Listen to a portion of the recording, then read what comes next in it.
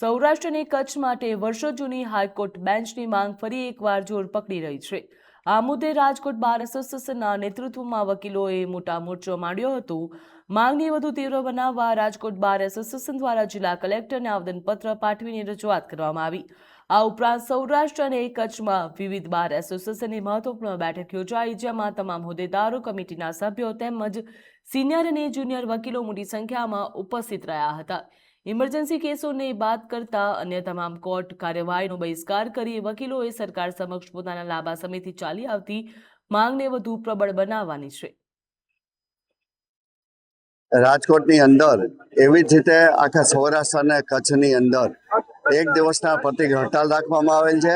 છેલ્લા 30-40 વર્ષથી રાજકોટની અંદર અને હાઈકોર્ટ બેન્ચ મળે એ માટે નાના મોટા આંદોલનો ચાલુ છે, પણ હજી સુધી કોઈ એનું પરિણામ આવ્યું નથી। મને લાગે છે કે હવે પ્રજાને જોડીને આંદોલન કરવા પડશે, કારણ કે પ્રજાલક્ષી આ આંદોલન છે, ખાલી વકીલો પૂરતું નથી, પ્રજાલક્ષી પણ છે। એટલે ધારાસભ્યો, સંસદીઓ અને મેયર છે, જિલ્લા પંચાયત અધ્યક્ષ છે અને પ્રજાના જે સંસ્થાઓ હોય એવી સંસ્થાને પણ અમે જોડીને આંદોલન કરશું। સાહેબ, માનો કે સૌરાષ્ટ્રની અંદર જુઓ તો પોરબંદર જુઓ, કચ્છ જુઓ, સાહેબ ખાલી અમદાવાદ જાય તો 600-700 કિલોમીટર થાય છે અને 10 થી 12 કલાક એને થાય છે।